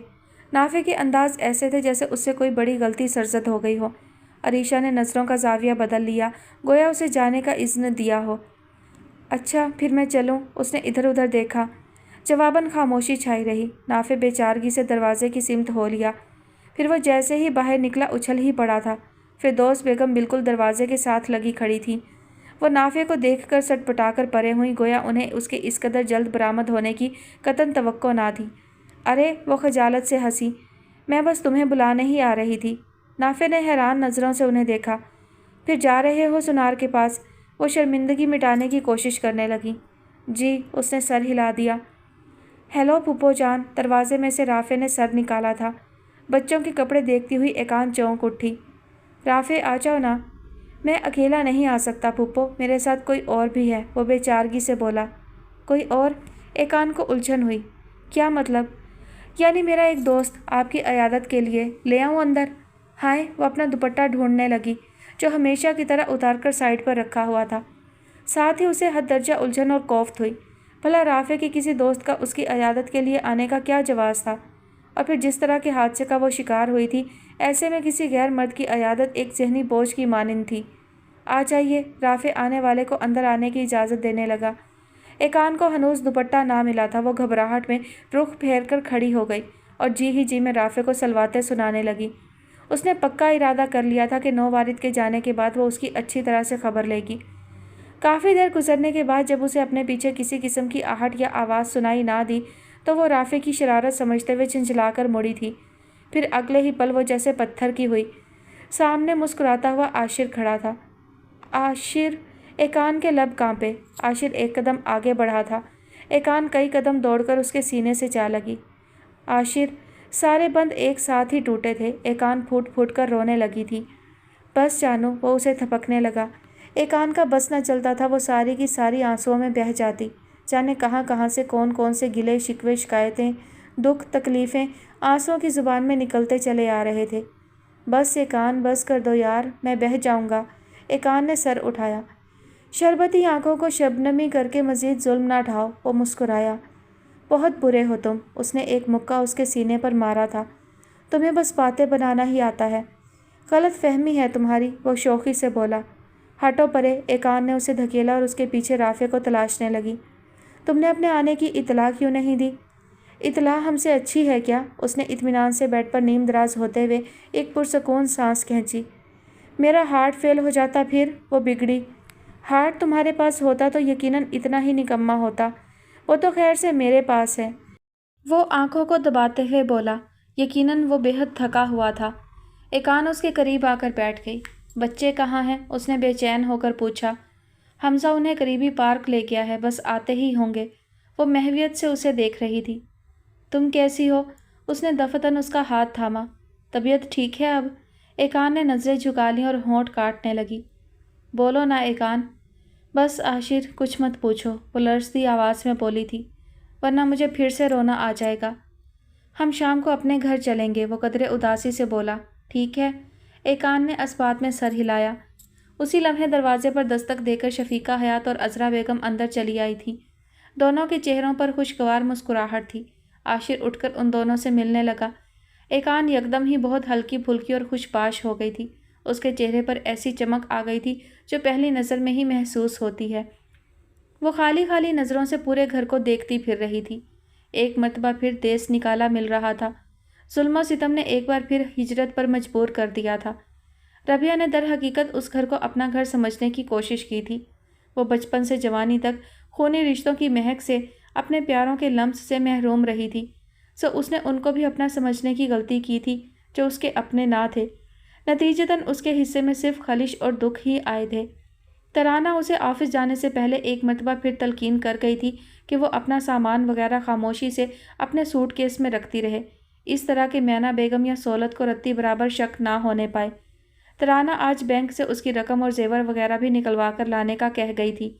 اس نے ربیہ کو آج عباد سے منسلک کرنے کا پورا پروگرام بنا رکھا تھا۔ ربیہ کی اپنی ذہنی کیفیت یہ تھی کہ وہ جذبات کی رو میں بہہ کر یہاں سے ہمیشہ کے لیے چلے جانے کا ارادہ تو کر چکی تھی، لیکن اب اس کا ذہن بالکل خالی ہو رہا تھا۔ اس کی سمجھ میں نہ آتا تھا کہ اسے کہاں جانا ہے، کیوں جانا ہے، وہ کہیں اور جا کر آخر کیا کرے گی۔ اسی کیفیت میں قطعاً غائب دماغی سے چلتے ہوئے وہ منور امین کے کمرے میں چلی گئی۔ وہ بستر پر پڑے اونگ رہے تھے۔ اس کی آہٹ پا کر چوکنے سے ہو گئے۔ ربیہ اپنے سر کی چوٹ اور اس کے بعد ہونے والی کمزوری کی بنا پر کچھ دن سے ان کے کمرے کی صفائی وغیرہ نہ کر سکی تھی۔ اس وقت ان کا کمرہ، بستر، لباس، ہر شے بزبان خود ربیہ کی غیر حاضری کی کہانی سنا رہی تھی۔ ربیہ ان کے بستر کے قریب پڑی ہوئی کرسی پر جا کر بیٹھ گئی۔ منور امین نے قدرے نفرت سے اس کی جانب دیکھا۔ تمہارا دماغ تو ابھی سے بہت خراب ہو گیا ہے لڑکی، وہ پھنکارے۔ ربیہ چونکی اور نہ سمجھتے ہوئے انہیں دیکھنے لگی۔ تم نے ابھی سے خود کو مالکن کے روپ میں دیکھنا شروع کر دیا۔ ہاں، تم کیا سمجھتی ہو تمدن تمہارے سر پر کوئی تاج سجانے والا ہے؟ ربیہ کی کچھ سمجھ میں نہ آ سکا۔ وہ خالی خالی نظروں سے انہیں دیکھتی رہی۔ اس کمرے پر تم نے چند دن صفائی کر کے جو احسان کیا تھا نا، اس کا مطلب اچھی طرح سمجھ چکا ہوں میں۔ شاید تم سمجھتی تھی کہ میں تمہیں اس رقم کے متعلق کچھ بتا دوں گا، ہے نا؟ ربیہ کو اب ان کی باتیں سمجھ میں آنے لگیں۔ پھوپھا جان، یہ آپ کیا کہہ رہے ہیں؟ وہ اداسی سے بولی۔ میں بھلا ایسا کیوں سوچوں گی؟ آپ کی کسی بھی رقم سے میرا کیا واسطہ؟ میں تو صرف آپ کی محبت اور توجہ چاہتی تھی۔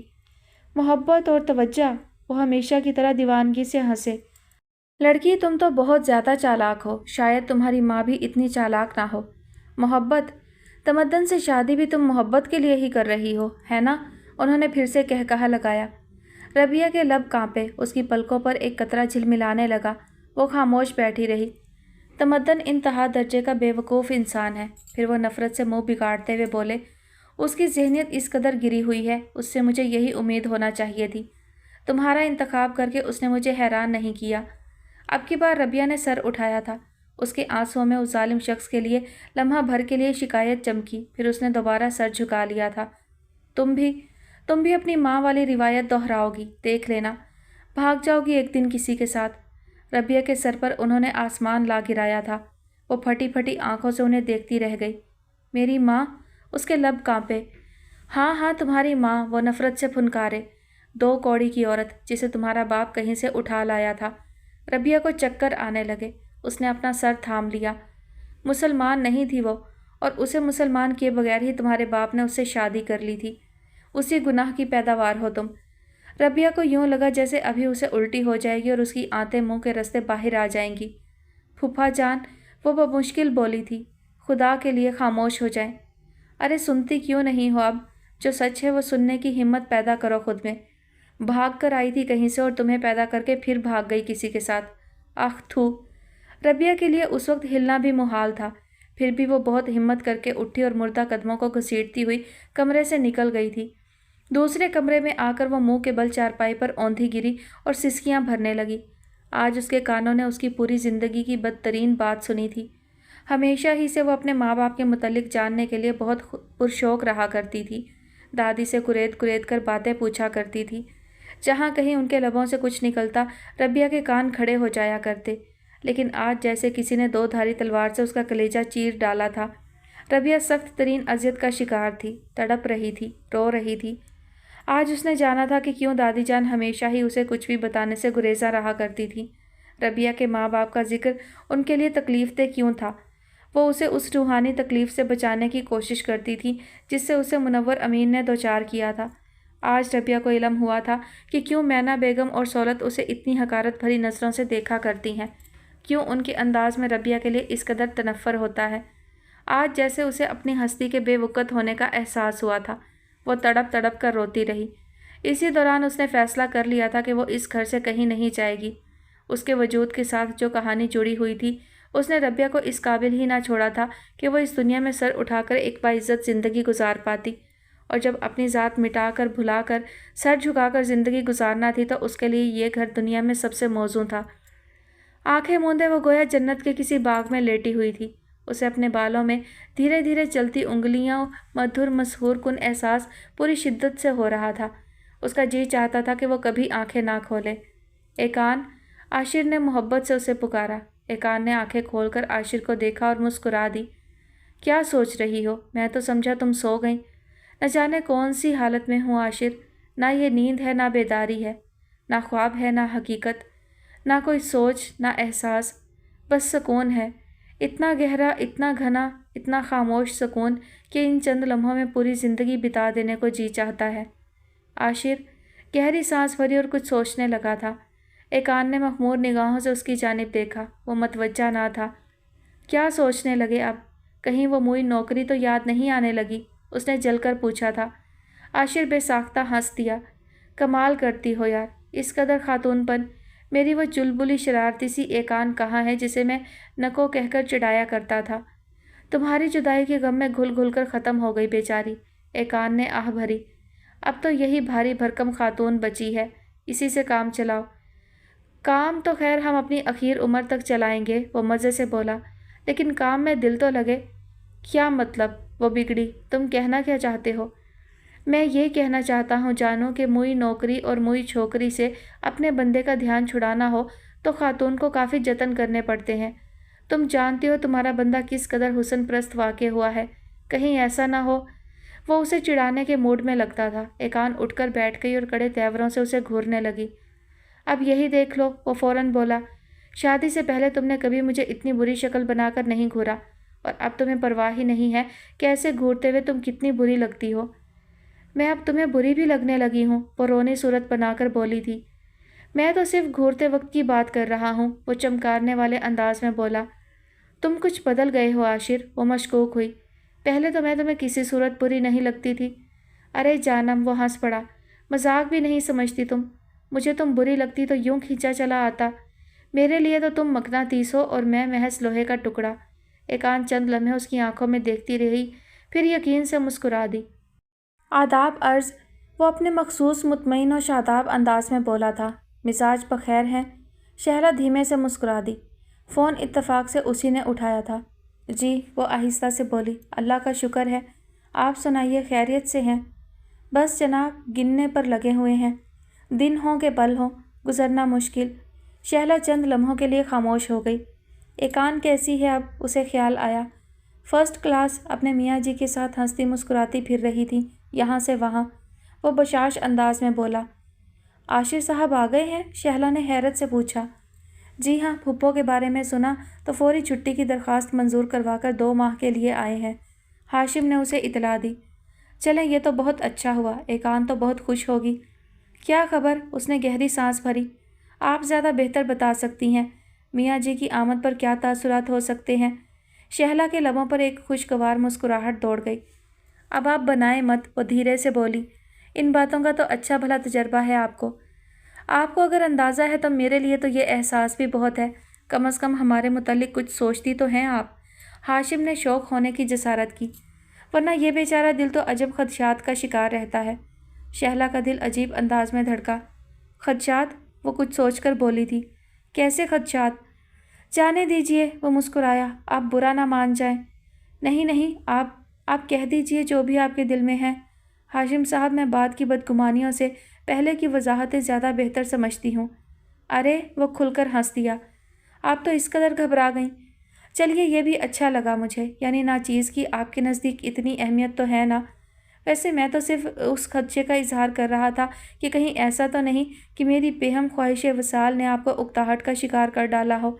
میرا یوں بار بار فون کرنا ناگوار تو نہیں گزرتا آپ کو؟ یا اللہ! شہلا ایک لمحے کے لیے چکرا گئی۔ کتنی مشکل باتیں کرتے ہیں ہاشم آپ۔ ہاشم نے ایک کہا لگایا۔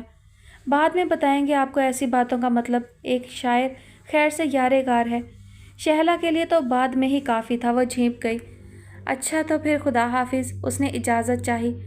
ہمارا، آپ کا، سب کا، اس نے گویا اس کی بات سمجھ لی۔ سلسلہ منقطع ہو گیا تھا۔ شہلا رسیور آہستگی سے کریڈل پر ڈالتے ہوئے کچھ سوچ رہی تھی۔ بے حد کوفت اور بد دلی سے وہ سامنے پڑے ہوئے لاکٹ سیٹ کو دیکھ رہی تھی۔ عام سا نقلی نگینوں کا لاکٹ اور ساتھ چھوٹے چھوٹے سے بندے۔ اس گفٹ باکس میں بس یہی کچھ برآمد ہوا تھا۔ عریشہ کا کوفت سے برا حال تھا، اسے نافے پر رہ رہ کر غصہ آ رہا تھا۔ حد درجہ احمق اور بدذوق شخص کو میرے سر پر تھوپ دیا ہے سب نے مل کر، وہ ہونٹ کاٹتے ہوئے سوچنے لگی۔ ये ذوق जिस बंदे का हो, क्या दे पाएगा सारी ज़िंदगी वो मुझे। उसे तो ढंग से 2 लफ्ज़ बोलना नहीं आते, ना कोई शख्सियत, ना कोई हुनर, ना फ़न। हाँ, किसी को तोहफ़ा देने का सलीका नहीं है। ये नकली नगीनों का लॉकेट, मेरी जूती पहनेगी इसे। उसने झिंझलाकर वो लॉकेट और बुंदे वापस बॉक्स में ठूंसे और उसे एक तरफ डाल दिया। रबिया, तराना ने परेशानी से उसे पुकारा।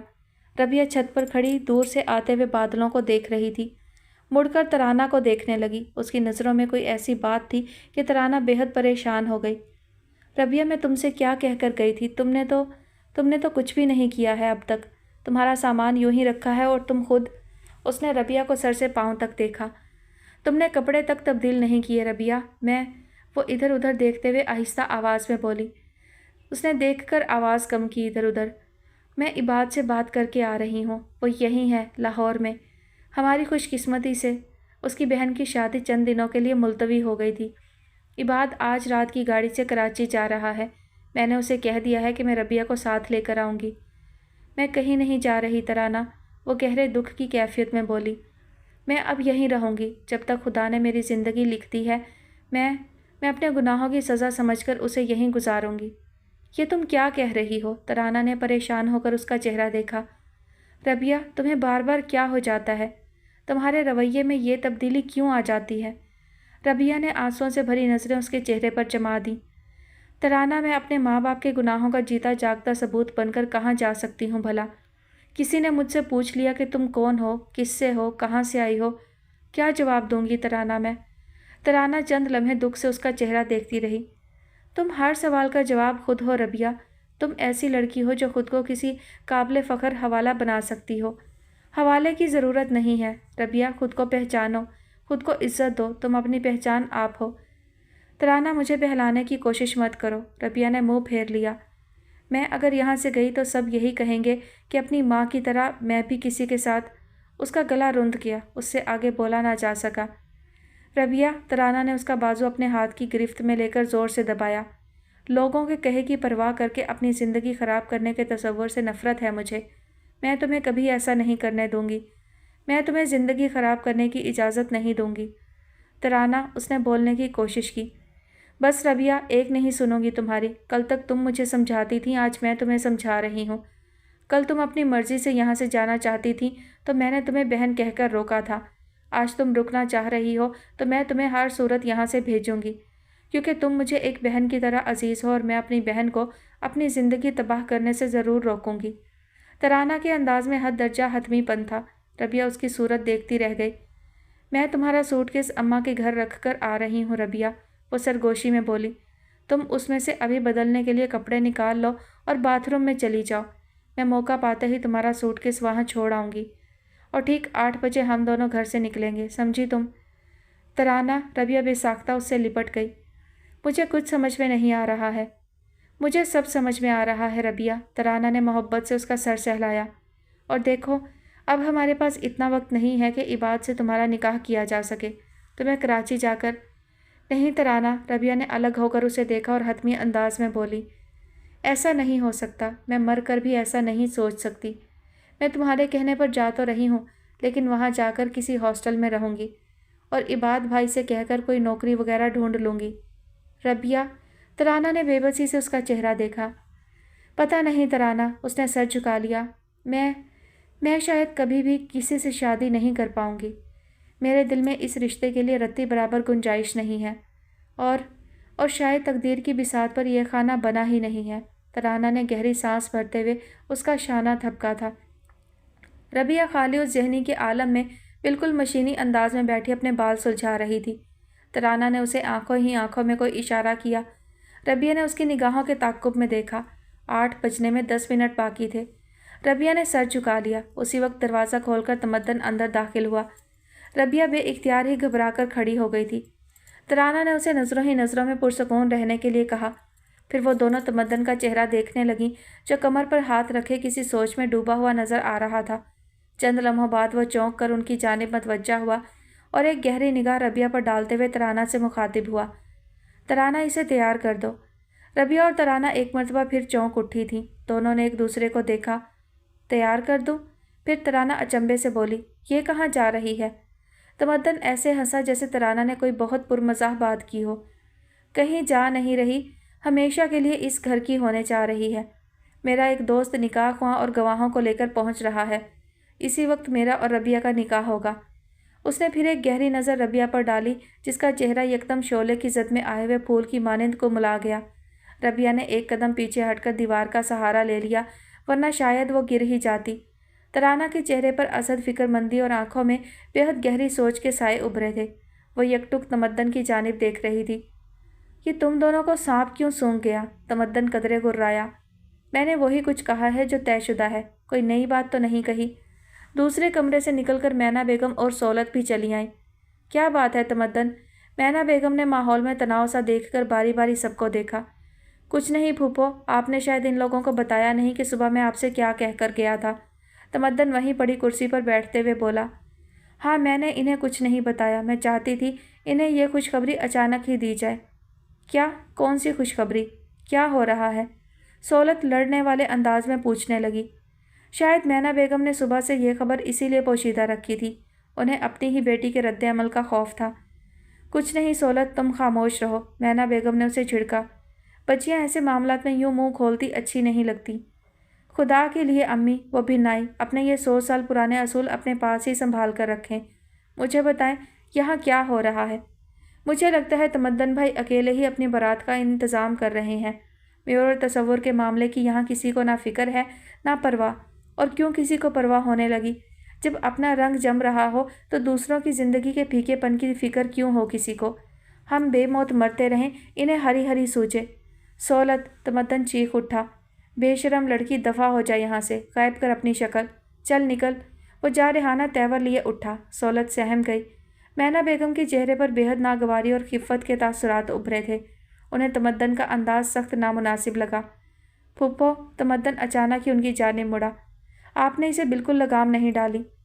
ٹھیک ہے تمدن، وہ تو ہے ہی سرپھری، لیکن تم اتنے عقل والے ہو، تم ہی اپنی زبان کو لگام دو۔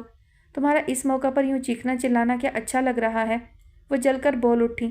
تمدن چٹک کر رہ گیا۔ اس نے کچھ بولنا چاہا، پھر سر کو زور سے جھٹک کر ادھر ادھر دیکھنے لگا۔ تم ابھی تک یہیں کھڑی ہو؟ مینا بیگم نے ربیہ کو بری طرح سے گھورا تھا۔ تمہیں شرم بھی نہیں آ رہی ہے؟ تمدن کے سامنے تصویر بنی کھڑی ہو۔ جاؤ جا کر کپڑے بدلو، میری بیٹی کی قسمت کے آگے تو تم نے کالی لکیر ہی کھینچ دی ہے جسے۔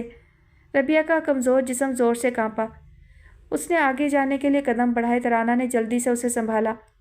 اسے تیار کر دو، مولوی آتا ہی ہوگا، مینا بیگم نے بے حد تلخی سے کہا۔ ترانہ ربیہ کو ساتھ لگائے کمرے میں چلی آئی۔ ربیہ سوکھے پتے کی طرح کانپ رہی تھی۔ اس کی حالت اس بکرے کی سی تھی جس کی نظروں کے سامنے قصاب چھری کو دھار دے رہا ہو۔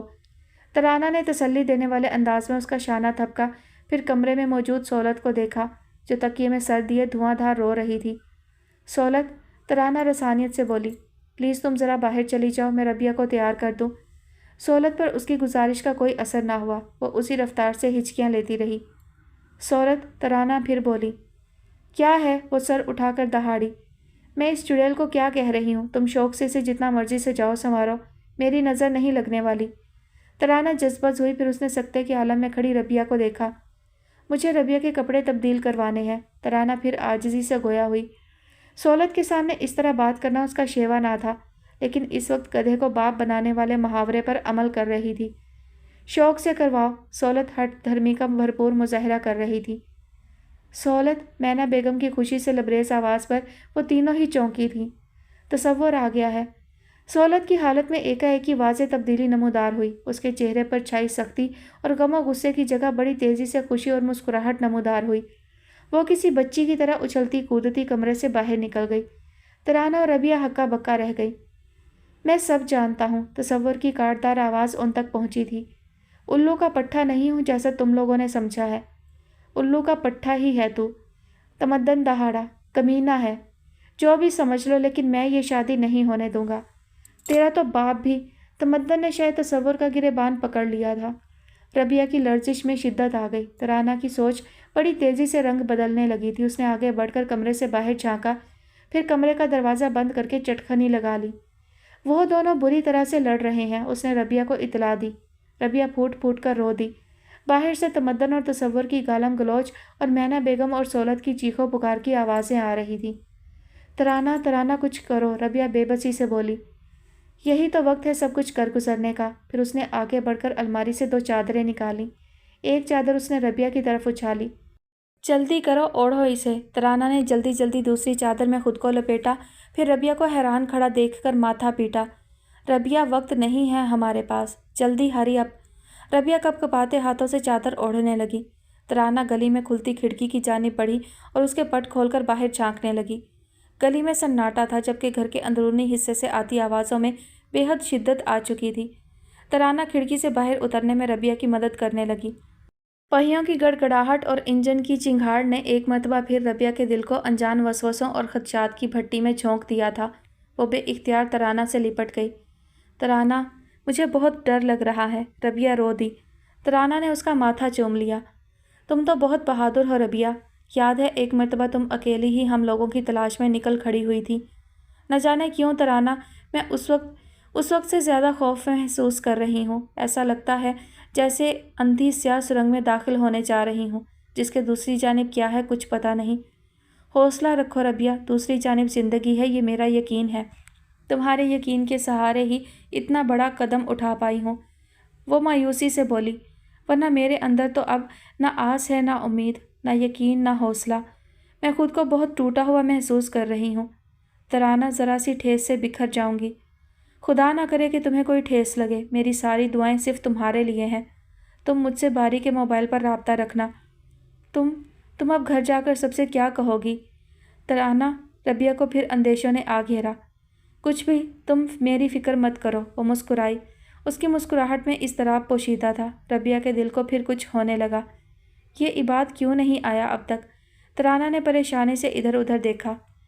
عبدالباری کا بھی کچھ پتہ نہیں ہے۔ کہاں رہ گئے ہیں یہ دونوں؟